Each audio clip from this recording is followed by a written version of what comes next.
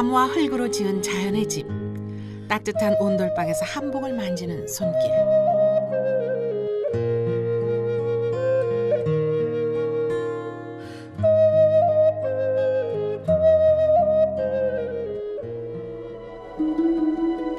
자연을 생활로 끌어들인 건강한 삶의 지혜가 오늘 다시 그립습니다.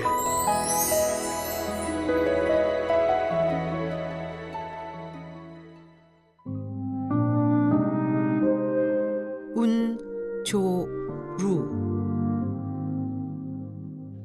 구름 속의 새처럼 사는 집이라 뜻을 가진 한옥입니다.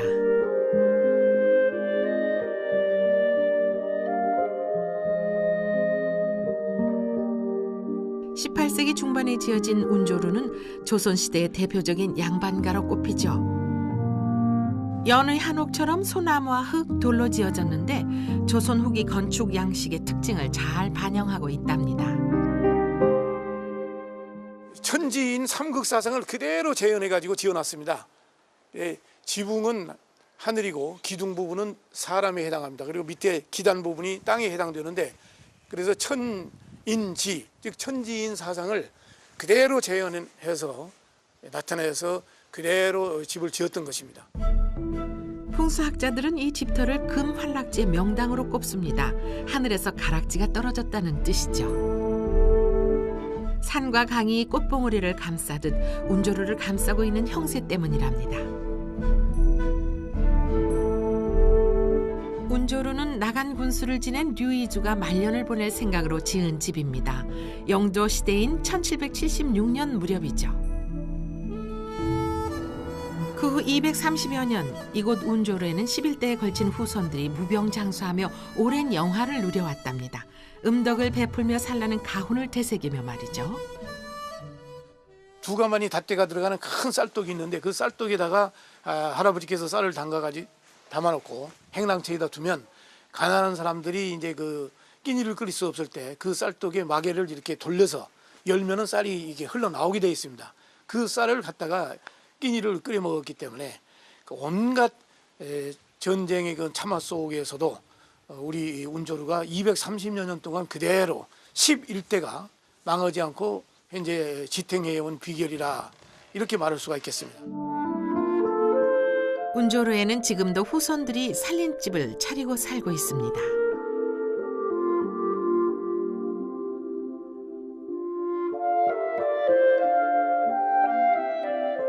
그런데 쌀디주에서 나온 인심만이 운조루와 류씨 일가를 지킨 것일까요? 흔히들 제대로 된 한옥을 세월의 무게를 이겨낸 집이라고 합니다. 나무 목재와 황토벽, 돌로 만든 구들. 운조루 수백 년의 영화와 건강함의 비결이 여기에 있는 건 아닐까요?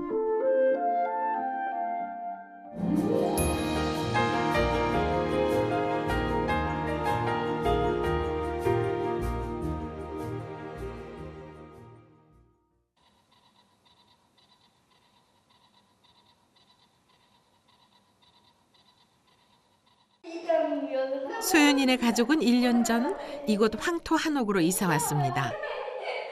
요즘 소연이의 부모님은 막내딸 소연이의 재롱에 웃음이 그치질 않죠.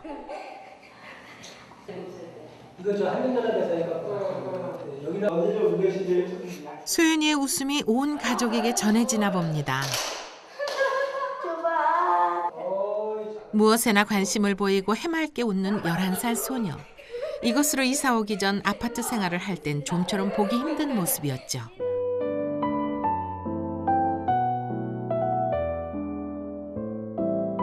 소연이는 이즈음 급증하고 있는 아토피 피부염 환자였습니다.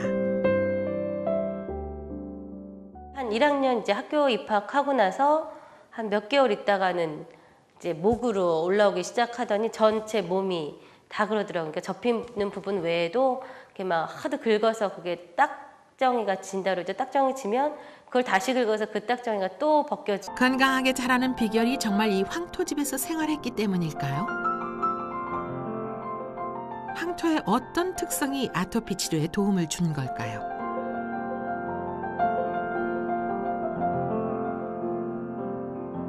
무엇보다 황토로 지은 집에서는 인체에 유익한 원조 개선이 다량으로 방출된답니다.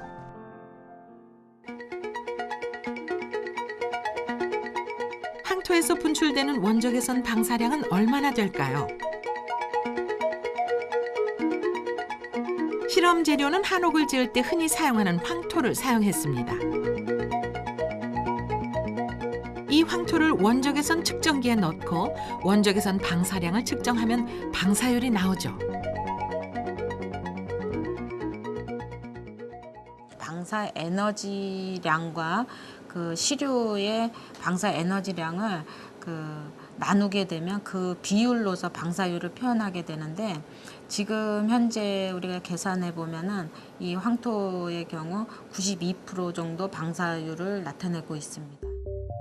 원적외선은 인체에 유익한 파장으로 일반 열보다 80배나 깊숙이 피하 심층으로 스며듭니다.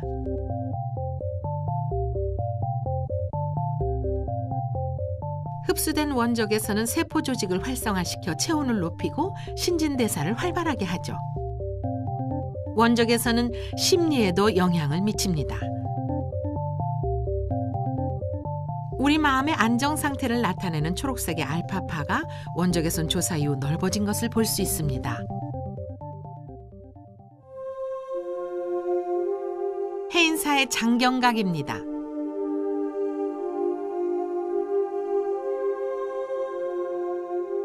13세기 고려 때 조판된 팔만대장경이 지금도 거의 그대로 보존되고 있죠.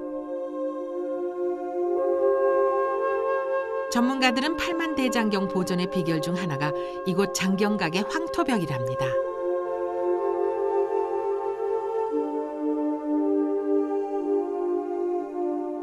황토로 만든 벽이 습도 조절과 통풍 조절을 해 팔만대장경이 변질되지 않는다는 것이죠.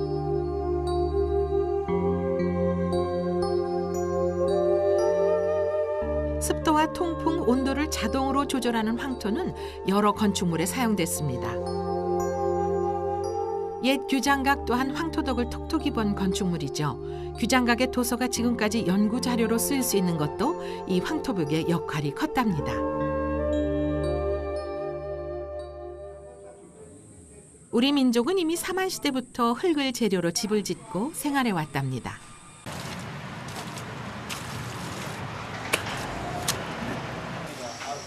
시간이 지나면서 흙을 다루는 경험이 축적되고 황토에 짚을 넣는 지혜도 알게 됐죠. 아주 씌워주세요, 거기. 황토에 짚을 썰어 넣어 함께 짓이기면 신축력과 흡착력이 강화됩니다.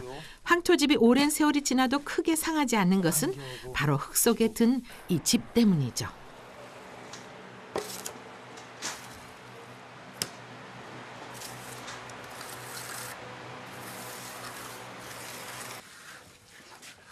더구나 황토 속의 짚이 흙에 습기를 빨아들여 장마에도 곰팡이가 잘 생기지 않습니다. 집을 지을 땐 절기와 날씨도 고려했는데 춘분과 추분 사이에는 집을 짓지 않았죠. 햇볕이 강하게 내리쬐을 때는 막 바른 황토벽이 쉬 갈라지기 때문이랍니다. 예로부터 황토는 살아있는 생명체라 하여 무병장수의 약재로 대접받았습니다. 황토 한 스푼에 살고 있는 미생물이 무려 2억 마리에 이른답니다. 이 미생물이 독소를 제거하고 정화작용을 일으켜 질병을 예방하고 치료 효과까지 가져오죠.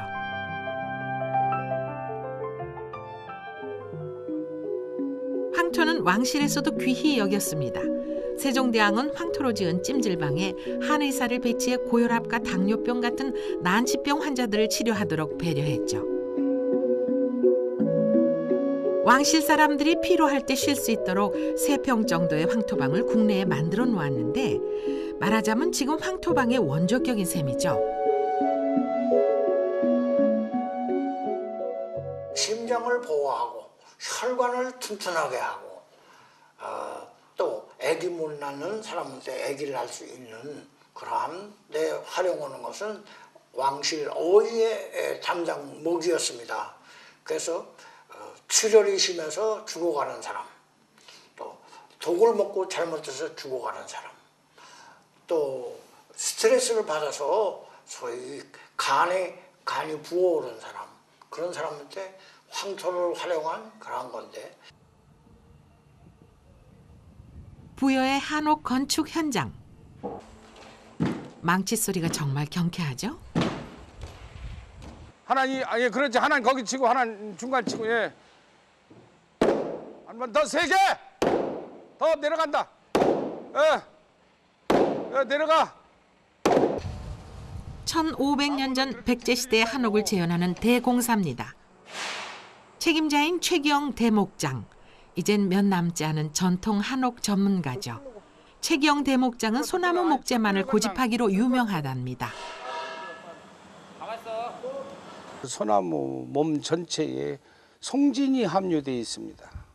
그 송진이 무슨 역할을 하는 거니? 이 대기권에 있는 습도를 유입되는 것을 막아주는 역할을 하고 풍우작용에도 많은 그 부패되는데 도움이 되는 것이 그 송진입니다.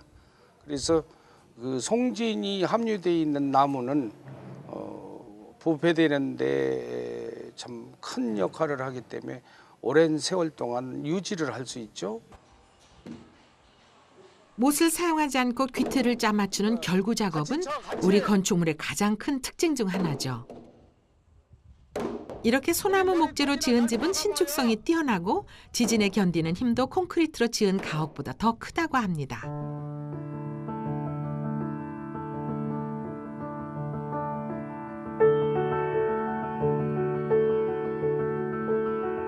예로부터 우리 조상들은 집의 목재로는 소나무를 으뜸으로 쳤습니다.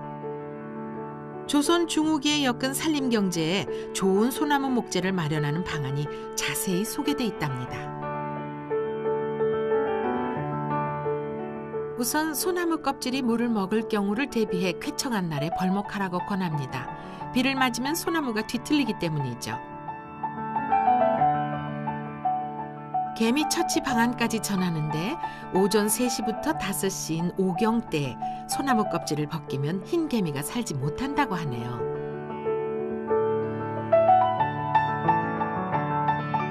소나무는 공기 소통이 원활한 목재입니다. 건조할 땐 습기를 내뿜고 습할 때는 공기 중에 습기를 빨아들이죠.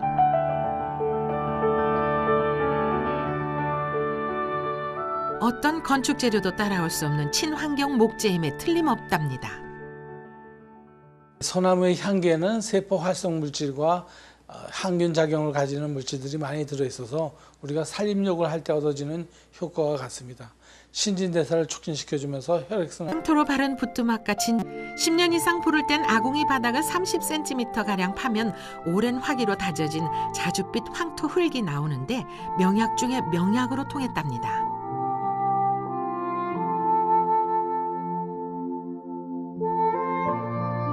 복룡간이라 불리는 귀한 약재로 옛 의소에도 그 효능을 명시하고 있습니다. 오래된 한옥 아궁이의 복룡간일수록 그 효능이 뛰어났다고 합니다. 여성들의 그 토혈이라든가 어지럼증, 또 중풍 치료제로도 쓰였고 특히 임신 중에 입덧을 가라앉히는데 큰 효과를 가질 수가 있습니다.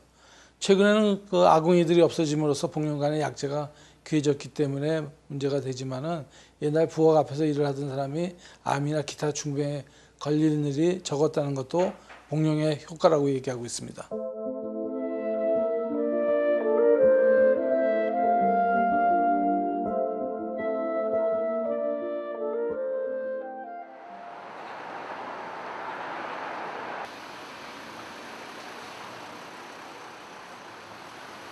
서울의 도심, 경복궁 옆 귀하집 한 채가 유독 눈길을 끕니다.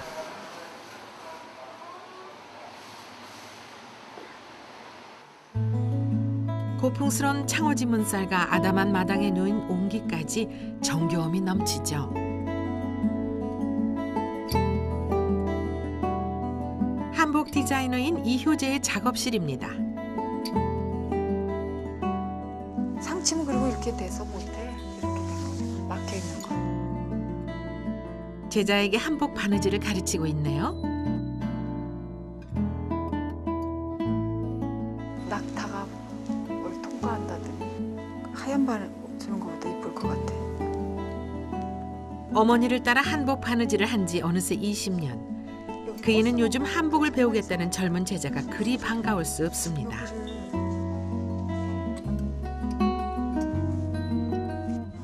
그런 제자들에게 우리 옷 한복에 대한 편견과 고정관념을 버리라고 하죠. 우리가 시간이 되면 이제 아까 한복하면 우리가 구한 말의 치마 저고리를 한복이라고 생각하거든요. 그런데 역사 이래 우리가 조상들이 입었던 옷은 다 한복이기 때문에 이게 우리가 어느 마디를 지어서 생각을 하고 있어요. 그래서 이 시대에 맞고 외국인이 봤을 때 한국적인 옷, 동양적인 것, 아시아적인 것, 한국적인 옷, 이 시대에 맞는 옷. 일복은 타고났다고 말하는 이효재.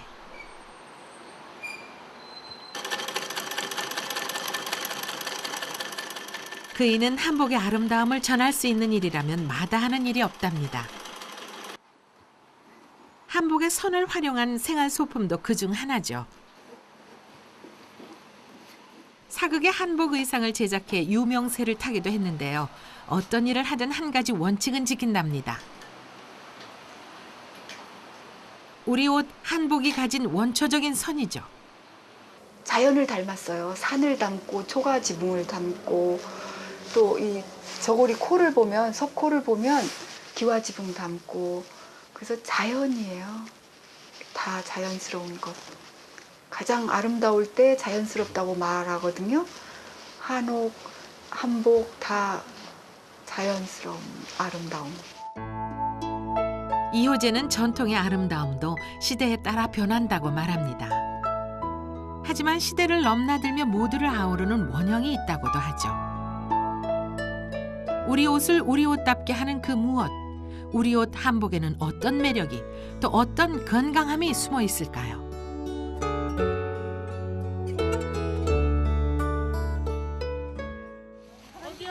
늦가을, 산행이 즐겁습니다.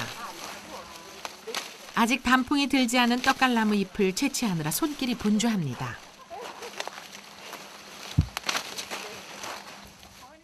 염색하려고, 천연 염색하려고요. 뭐 색깔은 여러 가지도 나오고요. 뭐 실크로 해도 되고 면으로도 해서 옷에 입어도 되고요.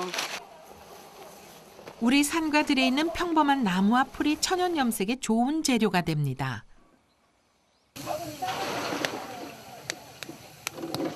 떡갈나무 잎에서 염료를 추출하기 위해 먼저 잎을 삶습니다.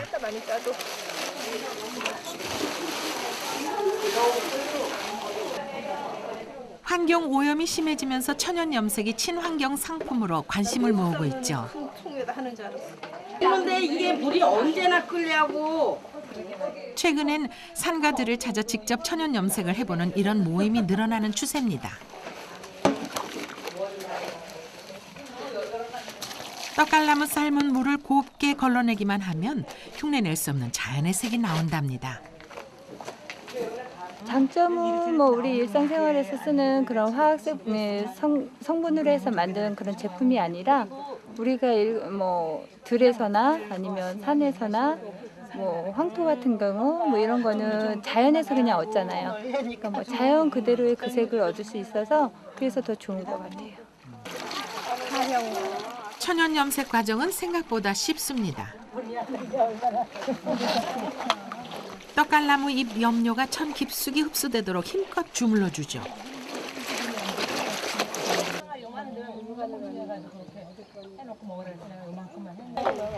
한 번으로 끝나는 것이 아니라 주무르고 말리기를 반복합니다. 색깔이 점점 진해지죠. 이 색이 좀 날 것 같아요. 이 색은 밤. 자신이 원하는 색깔이 나올 때까지 주무른 뒤 널어 말리면 됩니다. 광꽃 연색한 약간 황토색, 약간 초록색 떡갈나무 잎이 흰 천을 검은색으로 변화시켰죠. 그런 건 아닌 것 같아요. 천연 염색은 가족의 건강 때문에 시작하는 경우가 대부분입니다.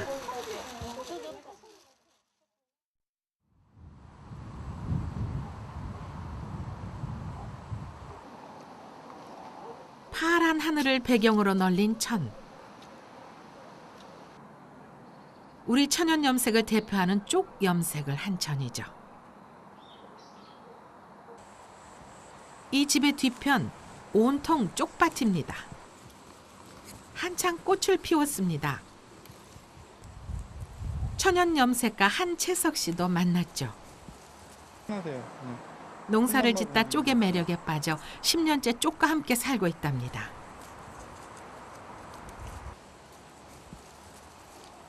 이게 가을 쪽은요, 잎이 너무 작기 때문에 이 채쳐는 시간이 상당히 오래 걸려요. 그래서 상당히 힘들죠.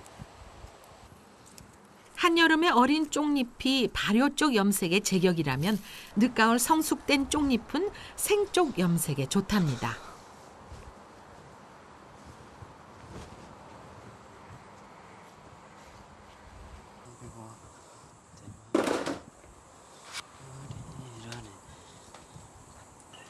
그럼 지금부터 쪽 염색 과정을 살펴볼까요?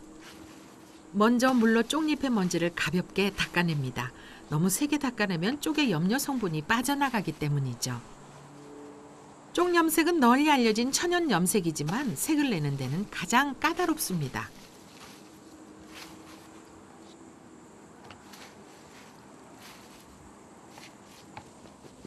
특히 쪽은 온도에 아주 민감합니다.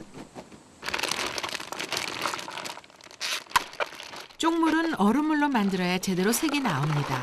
쪽은 차가운 성질의 식물이어서 염색할 때 염료가 빠져나가는 것을 막기 위해 물을 차게 한다고 합니다.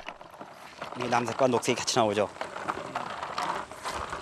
이게 쪽의 성격이 참 쪽물을 제대로 못 내리잖아요.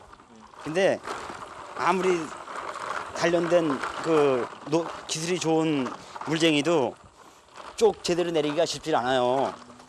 그래서 쪽물을 제대로 못 내릴 때 쪽쟁이가 하는 말이 쪽팔린다는 얘기예요. 그래서 쪽팔린다는 얘기가 나오는 거예요. 그러니까 사실은 쪽팔린다는 얘기는 아무나 쓸 수 있는 얘기가 아닌데. 천연 염색가들 사이에서 쓰는 말이지만 이제는 일상화된 이 말의 유래가 참 재밌죠.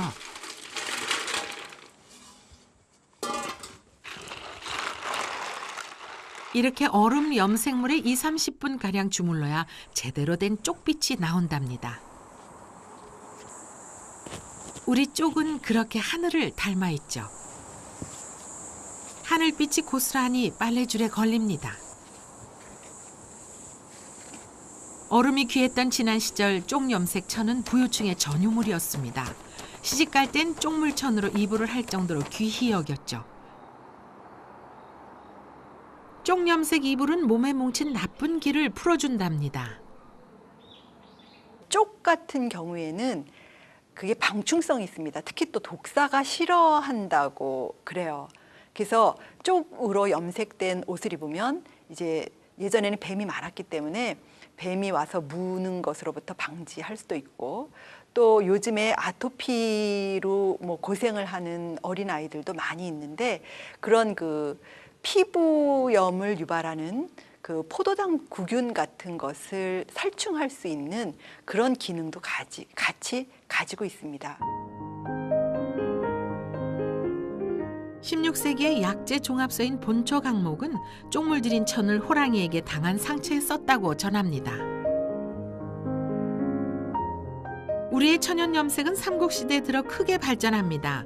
염색 전문가를 둔 부서까지 있었는데 색상과 염색 방식도 다양했습니다.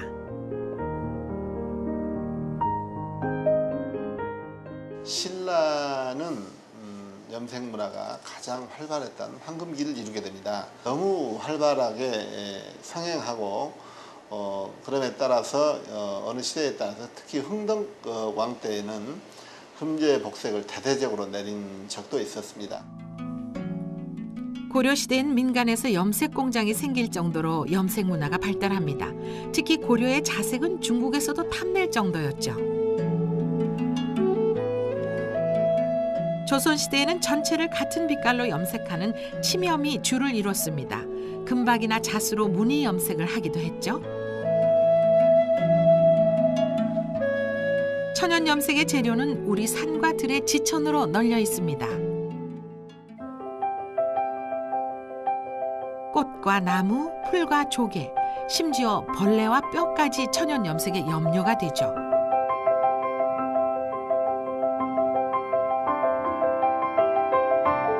우리 염색의 재료는 색깔에 따라 크게 6가지 부류로 나뉩니다. 녹색과 푸른색, 붉은색과 검은색, 흰색과 황색으로 구분하죠.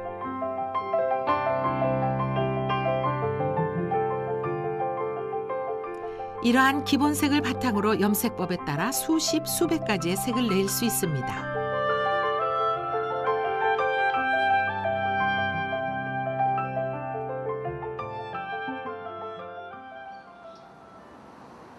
천연 염색 전문가 한채석 씨의 염색 마당입니다.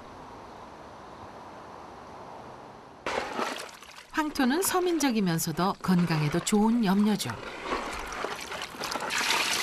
한채석 씨가 이번엔 황토 염색 과정을 보여줍니다. 몰라? 왜 안 나와요, 언니? 염료로는 땅속 1m 이상 되는 곳에 약성 황토가 좋답니다. 채취한 황토는 고운 입자가 되도록 여러 번 반복해서 걸러줍니다. 생콩을 갈아 콩물도 냅니다. 황토물을 잘 들이려면 먼저 천에 콩즙을 먹여야 하죠. 이 콩즙은 황토물이 천에 잘 스미도록 하는 촉매제 역할을 합니다. 너요?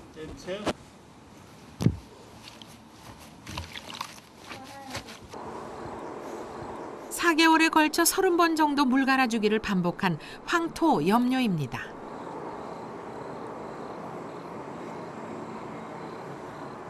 황토 입자가 가라앉은 후 윗물이 사람이 먹을 수 있는 지장수가 되었을 때 이 황토를 염료로 사용하죠. 2, 3일 간격으로 계속 그 물을 갈아주면서 저어주면서 그 불순물이 생길 여지를 없애주는 거예요. 항상 청결한 상태가 유지되고 항상 그 불순물이 없어야죠. 왜냐면 불순물이 생기게 되면은 녹조가 끼게 되거든요.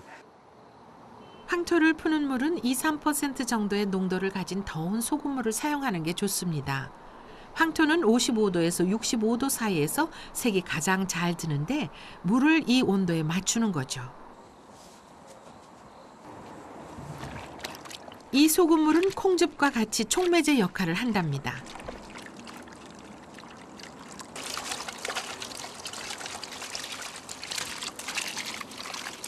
저쪽 집게 좀 빼다 줘, 어머니. 황토 염색은 10분에서 15분 정도의 시간이면 충분합니다. 천연 염색 재료의 대부분은 한약재입니다. 쑥물은 살균 효과가 강하고 몸을 따뜻하게 하죠. 황련은 어린아이 몸에 열을 내리게 합니다. 노인에게는 혈액순환을 원활하게 하는 홍화가 좋으며 두드러기 같은 피부병에는 황백 염색이 탁월합니다.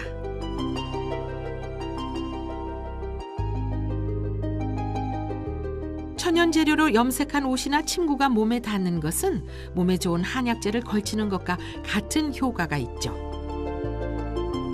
천연 염색은 색감이 은은하여 눈의 피로를 풀어주고 우리의 정서까지 차분하게 합니다.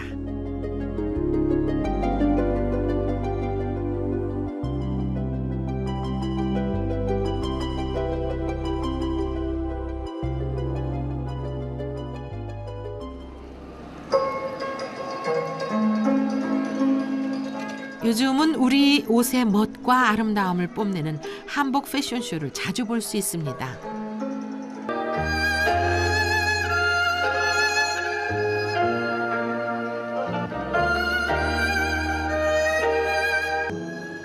우리 옷 한복에 대한 관심과 애정이 커지고 있다는 건데요. 다양한 형태로 분화되고 발전하고 있죠. 전통 한복의 원형이 재현되기도 하고 때론 변화를 거듭하면서 우리 옷의 멋이 창조되고 있습니다.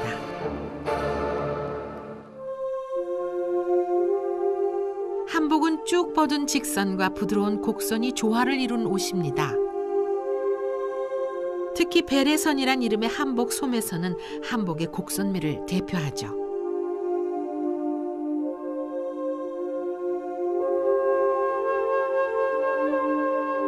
한복의 기본 구조는 상하가 분리되는 형식인데 저고리와 바지, 치마와 두루마기가 중심입니다.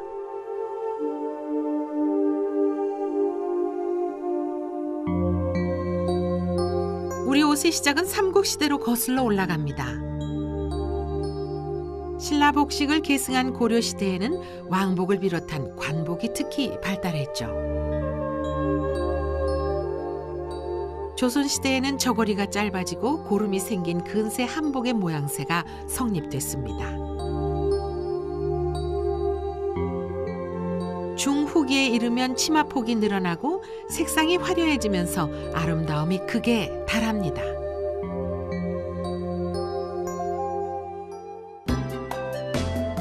우리 조상들은 옷감 소재도 천연 재료를 고집했습니다. 목화솜에서 얻은 면직물은 피부에 자극이 없고 땀 흡수가 빨라 주로 노동복으로 쓰였죠. 누에고치에서 뽑아낸 명주실은 표면이 매끄러운 견직물이 됩니다. 보온성이 뛰어난 고급 옷감이죠. 대마 껍질로부터 얻은 마직물은 시원한 모시와 튼튼한 삼배가 대표적입니다.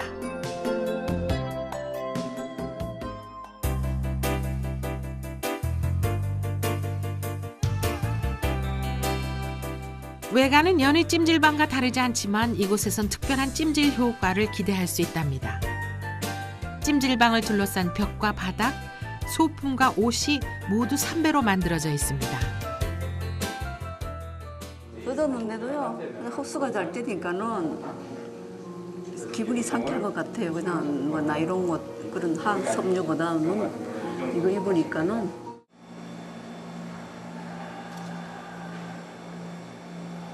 굳이 삼배를 고집하는 이유가 궁금합니다. 보면은 형광등을 삼배 벽지로 이렇게 발라놨는데, 물론 이제 인테리어상에 이제 그런 차원에서 이제 바를 수도 있지만 실질적으로 이 형광등에서 바람을 암을 유발할 수 있는 그런 파장이 나오다 보니까 그 벽지를 이렇게 발라놓음으로써 이제 그걸 차단할 수가 있죠.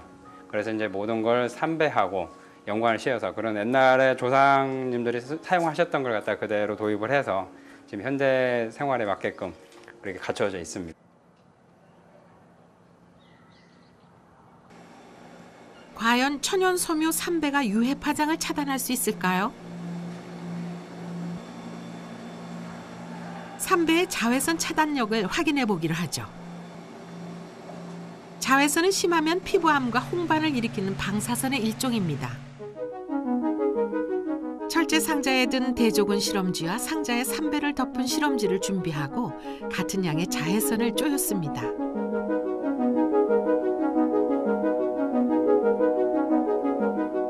이틀 뒤 자외선에 노출된 쥐는 삼배를 덮은 쥐에 비해 움직임이 거의 없는 상태로 나타났습니다. 양 실험쥐의 귀 상피 조직 세포를 절제해 조직을 살펴보았죠.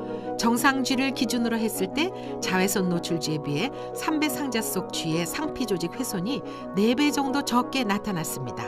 삼배의 자외선 차단력이 그만큼 컸다는 뜻이죠.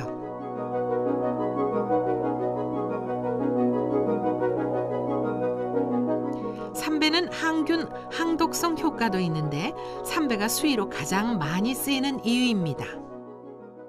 집에서 장을 담글 때라든지 그럴 때도 삼배를 이용해서 덮었고, 또 우리가 어떤 음식을 해서 그거를 말릴 때에도 그거를 다 삼배를 둘러싸도 벌레가 나지 않고 또 상하지가 않았습니다.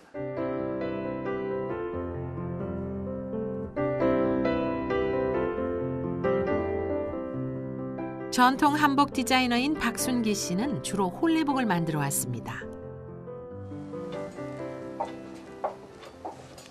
어서 오세요. 안녕하세요. 네.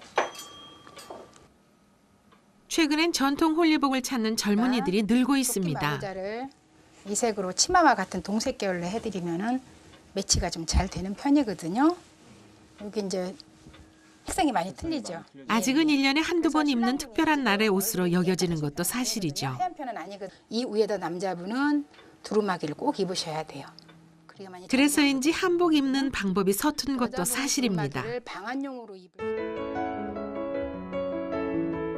이참에 우리 옷 입는 방법을 알아볼까요? 겉옷이 맵시가 나려면 속옷부터 바르게 입어야 하죠.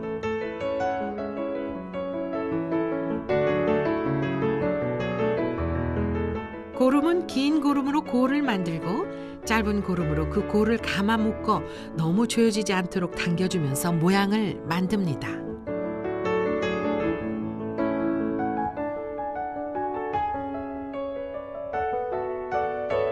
치마 저고리 위에 두루마기를 입으면 격식 차린 외출복이 됩니다. 두루마기 고름 또한 저고리 고름과 같은 방식으로 매어 모양을 잡습니다. 여성의 두루마기는 정장복보다 방한 용도가 더 컸답니다. 겨울철 외출 시엔 한복에 맵시를 더해주는 아얌까지 쓰면 어여쁜 여염집 교수가 따로 없답니다.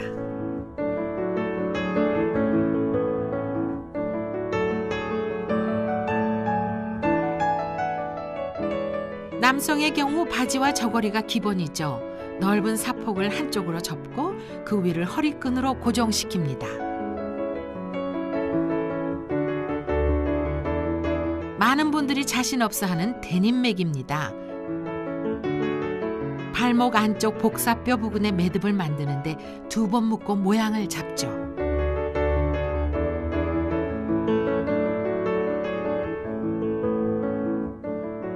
고름은 의외로 여성의 저고리 고름과 동일하게 맵니다.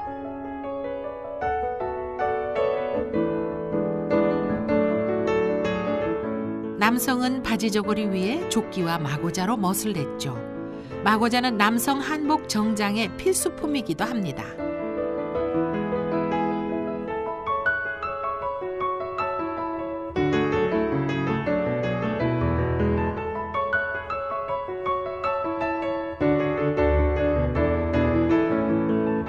두루마기까지 입어야 한복 정장 차림이 제대로 갖춰집니다.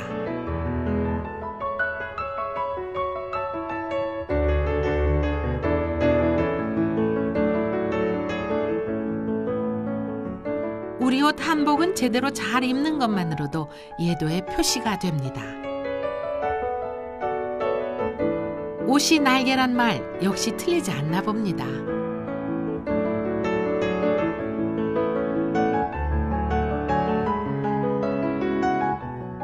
이쯤 되면 한복이 어떻게 만들어지는지 궁금해집니다.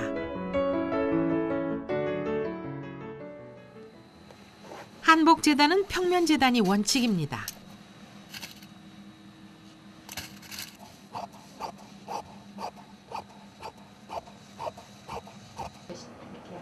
서양식의 다트나 입체 재단은 어디에도 볼 수 없죠. 특히 바지는 옷본이 따로 없을 정도로 넉넉하게 재단합니다. 체격에 비해 품이 넓은 우리 옷, 건강에는 과연 어떨까요? 넓은 품새는 우선 관절과 피부를 편하게 합니다. 대체적으로 한복은 통풍이 잘 되기 때문에 산소 공급이 잘 이루어져서 노폐물을 배설을 촉진시켜 주는데 도움을 주면서 막히거나 조임이 없기 때문에 혈액순환에도 큰 도움을 줄 수가 있습니다. 한복에도 조여야 할 곳이 있습니다. 바지의 흘러내림을 막기 위한 허리줄이 그것이죠. 허리를 조인다는 것은 허리 아래쪽과 하복부 쪽에 긴장감을 유발시키는 상태가 되겠고, 이렇게 하복부에 긴장감을 주게 되면은 내장기관이라든가 비뇨생식기관의 기능을 갖다가 강화시켜주는 그런 효과를 가질 수가 있습니다. 발목을 조이는 데님에는 특별한 건강미학이 숨겨져 있습니다. 데님을 묶는 자리, 이 발목 위치가 삼음교라는 경혈자리입니다. 데님을 묶고 경혈자리를 자극함으로써 비뇨기과 계통의 건강에 도움이 된답니다. 가슴 위는 차게, 배꼽 아래는 따뜻하게 해야 건강하다는 한방 이론과도 잘 맞습니다.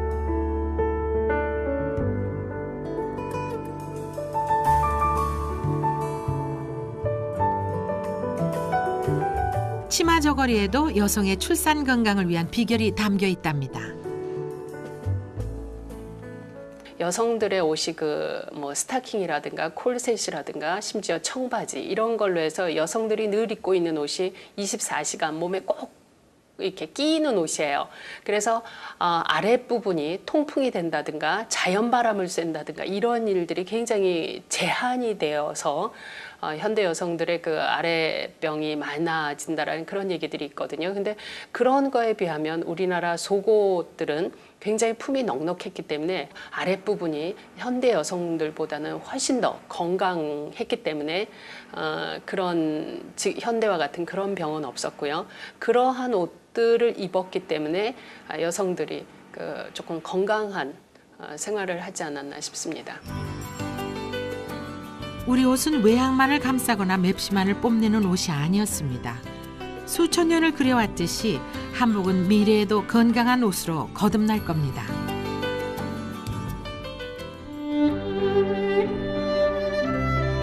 자연과 교감하며 사람을 키우는 집.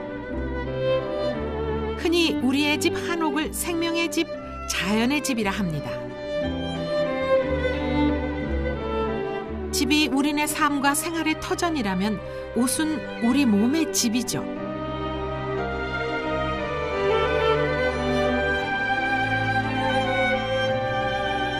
어머니의 따뜻한 손길처럼 몸과 마음을 리을 수 있는 그런 옷과 집의 풍경을 그려봅니다.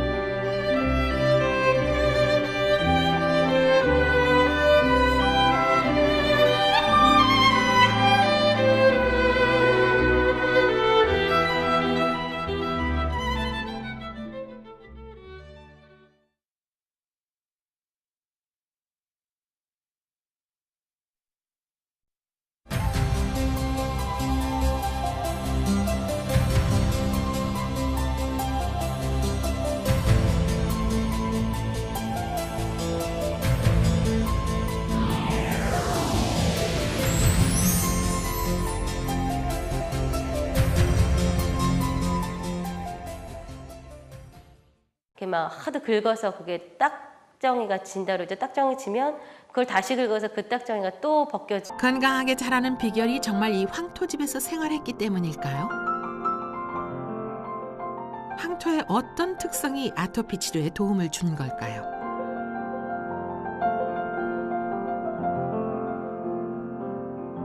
무엇보다 황토로 지은 집에서는 인체에 유익한 원조 개선이 다량으로 방출된답니다.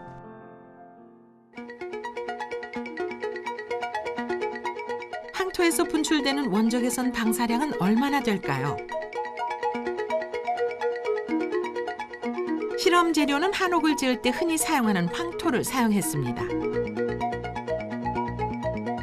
이 황토를 원조 개선 측정기에 넣고 원조 개선 방사량을 측정하면 방사율이 나오죠.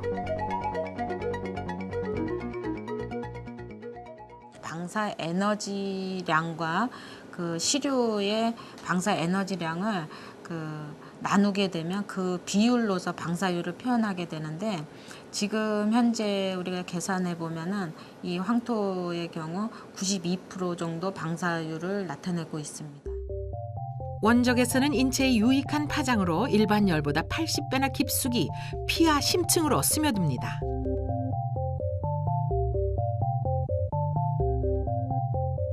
흡수된 원조 개선은 세포 조직을 활성화시켜 체온을 높이고 신진대사를 활발하게 하죠. 원조 개선은 심리에도 영향을 미칩니다. 우리 마음의 안정 상태를 나타내는 초록색의 알파파가 원조 개선 조사 이후 넓어진 것을 볼 수 있습니다. 해인사의 장경각입니다.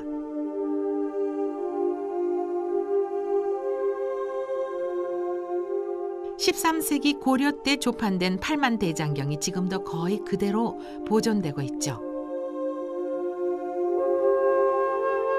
전문가들은 팔만대장경 보존의 비결 중 하나가 이곳 장경각의 황토벽이랍니다.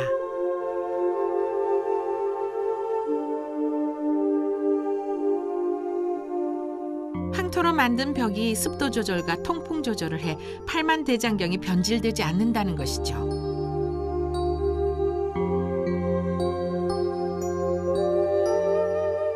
습도와 통풍, 온도를 자동으로 조절하는 황토는 여러 건축물에 사용됐습니다.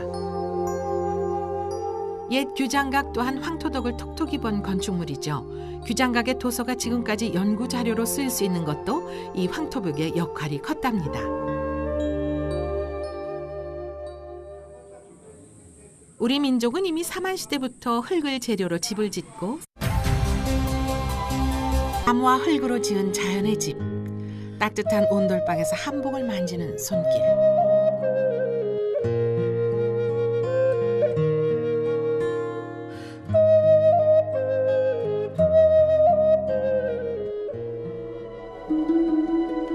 자연을 생활로 끌어들인 건강한 삶의 지혜가 오늘 다시 그립습니다.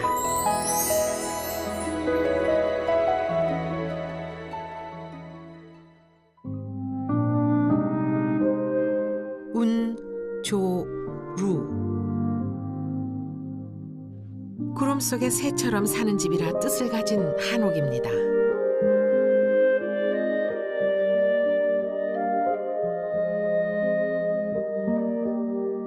18세기 중반에 지어진 운조루는 조선시대의 대표적인 양반가로 꼽히죠. 연의 한옥처럼 소나무와 흙, 돌로 지어졌는데 조선 후기 건축 양식의 특징을 잘 반영하고 있답니다.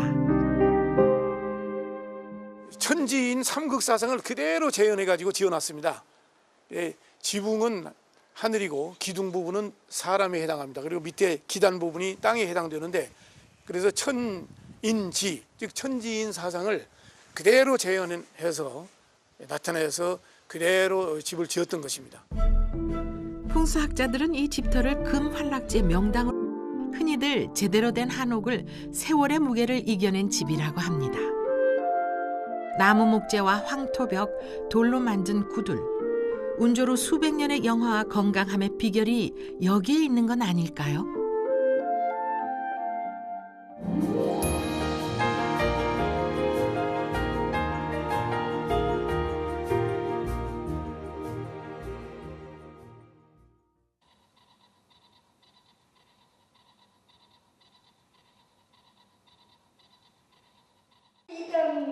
소윤이네 가족은 1년 전 이곳 황토 한옥으로 이사 왔습니다. 요즘 소윤이의 부모님은 막내딸 소윤이의 재롱에 웃음이 그치질 않죠.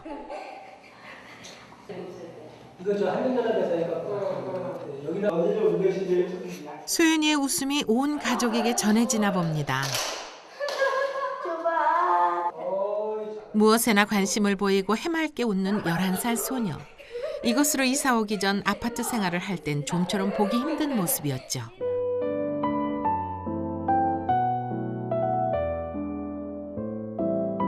소윤이는 이즈음 급증하고 있는 아토피 피부염 환자였습니다.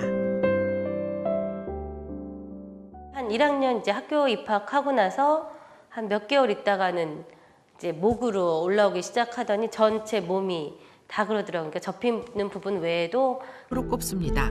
하늘에서 가락지가 떨어졌다는 뜻이죠. 산과 강이 꽃봉오리를 감싸듯 운조루를 감싸고 있는 형세 때문이랍니다. 운조루는 나간 군수를 지낸 류이주가 말년을 보낼 생각으로 지은 집입니다. 영조 시대인 1776년 무렵이죠.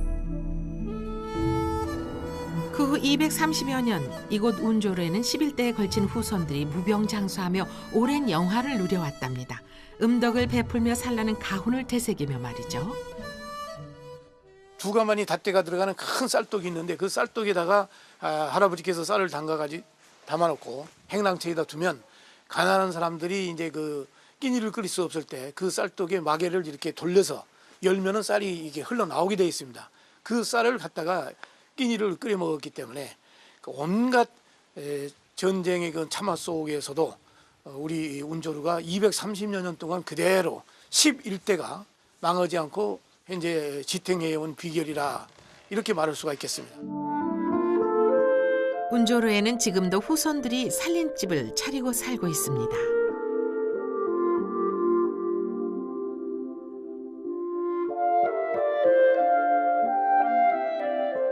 그런데 쌀디주에서 나온 인심만이 운조로와 류씨 일가를 지킨 것일까요?